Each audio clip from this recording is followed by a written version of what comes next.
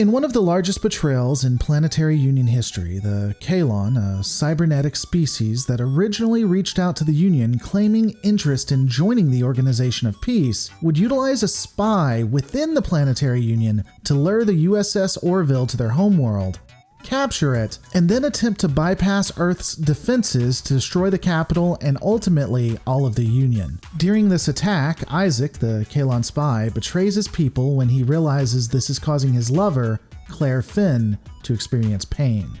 The crew of the Orville is able to transmit an SOS out to the Planetary Union, successfully request assistance from a longtime enemy, the Crinum, and once regaining control of their vessel, thanks to Isaac of course, assist in defending the Union at the Battle of Earth. This results in a Union victory and Kaelon retreat.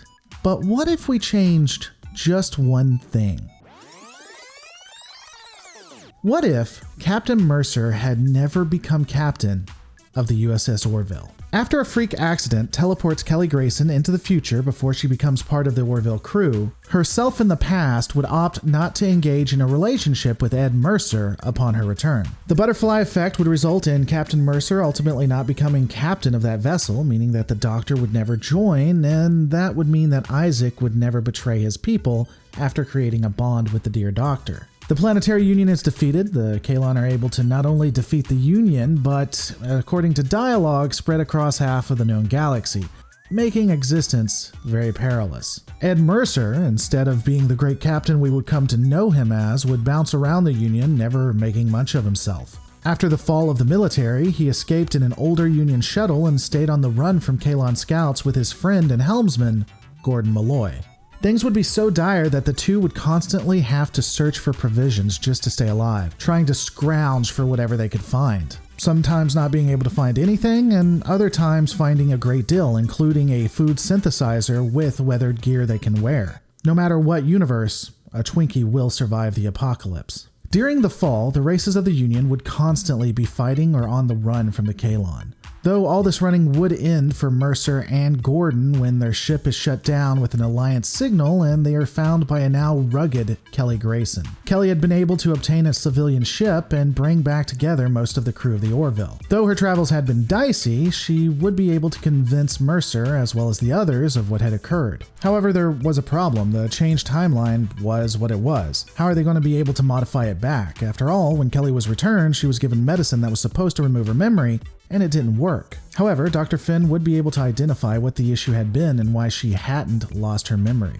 This time, the Dear Doctor would be able to ensure that Kelly did forget. Now, they just had to find a Planetary Union medical facility and travel back in time. Easy peasy, standard good guy stuff. But to be honest, time travel was the least of their worries. The Planetary Union had been annihilated, the Resistance crushed, as far as they knew, and Planetary Union tech was in very short supply. Luckily, in reality, the Resistance had pretended to have been destroyed just to throw the Kazon off their scent. Several cells had split up even further apart from each other in order to ensure that they would survive and to bring payback to the Kaelon. The chief engineer of the Orville, Jean Lamar, would be able to find a cell who could supply them with the medicine, but unfortunately, they were being tracked by the Kaelon, which would result in the bad guys finding the base. Though, I do have to admit, those on the ship appear to really have dropped the ball. We first see the Kaelon attacking the base on the planet, and then it cuts to the civilian ship already engaged in battle. I'm not sure why the hell they didn't warn the base what was coming, but I guess they were trying to ensure that it would be a sporting fight for the Kaelon. The former Planetary Union officers, now made terrorists in resistance cells, would put up a fight but ultimately have to fall back. We can't be sure how the battle went, but it's likely the commander of the rebel cell blew up her own base after Kelly and team escaped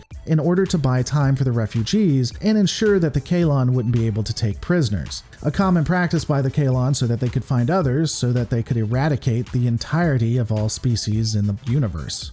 After hiding out in a black hole to hide from the Kaelons, the motley crew makes their way to Earth only to find that it has been completely destroyed, uninhabitable. Even the fish don't exist on it anymore. This would effectively make humans on the plate for extinction, and it only gets worse when you see that a third of the moon was just blown up. They do find the Orville submerged under the sea, still with power somehow and not being completely destroyed, and finding Bortus, who had stayed on to ensure that the rest of the crew, including his family, could escape. He would hope to find his family on Moklin, only to discover that it too had been destroyed. However, there would be some hope as John realizes Isaac had been working on time travel but never finished the equations. Given that they would be traveling back in time, thus making how long they took basically irrelevant, John stated it would take him years to figure out and fix the equations Isaac had been working on. So obviously, they wouldn't just hide out and do that. They decided to use the carcass of a Kaelon they had destroyed to access the network and get the equations. This would of course mean that the Kaelon ultimately know where they are in a short amount of time. The former Planetary Union officers would decide not to utilize both vessels, because that makes a lot of sense, perhaps having one run interference for the Orville as they did all of their different calculations. No, they just opted to use the Orville itself, because that makes more sense and it's a lot more dramatic if they have no way to defend themselves. John is able to hack the network, getting the information, but also giving away the location and having the Kaelon inbound within minutes as I stated. The Orville would blow up, but the Doctor is able to go back in time and remove the memories from Kelly. This would mean that she ultimately did go on those dates and would cheat on him like a filthy whore. So in effect, this event that never happened, these people who gave their lives, didn't die in vain. Ultimately, this episode shows us what could have happened and is a wonderful romp for the Orville. If you haven't watched it, definitely start with season 1 and work your way through. Trust me, you're gonna love it. But all of these are my opinions. What are yours? Don't forget to rate, comment, and subscribe, and I'll see you on the next Lore Reloaded.